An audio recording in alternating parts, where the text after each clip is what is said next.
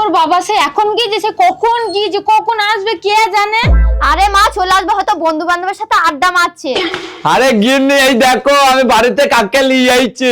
আরে আরে আরে তুমি আবার এটা কাকে নিয়ে এসছো গো? আরে এটা রোবট, কলপারে মুক্তি গিয়ে আমি একে মুক্তি করেছি।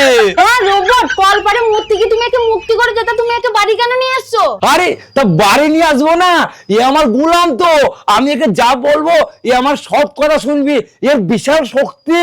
হ্যাঁ এর আবার কি শক্তি আছে? বলছে আমাদের কোনো ক্ষতি করবে না তো? আরে ক্ষতি কেন করবি, এ হলো রোবট, এর কাছে যদি কেউ মিথ্যে কথা বলে তাহলে এ তুরন্ত ধরে ফেললে। হ্যাঁ তাই নাকি বাবা? আরে হ্যাঁ তবে নয় তো কি। আচ্ছা ওসব ছাড়, তুই আমাকে আগে বল তুই স্কুল যাইনিস কেন? হ্যাঁ আরে বাবা স্কুল যেতাম তো, আমি রেডিও হয়েছিলাম, কিন্তু স্কুল যাব কি করে? আমাদের স্কুলে যে হেডমাস্টার সে তো আজ মারা গেছে, তাই তো আজ স্কুল যাইনি।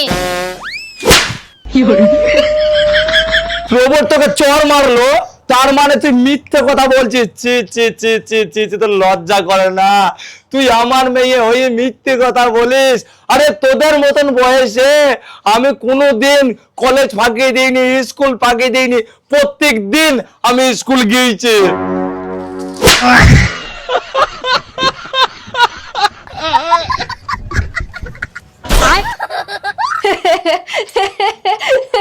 তুমি যেরকম তোমার মেয়েটা তোমার মতো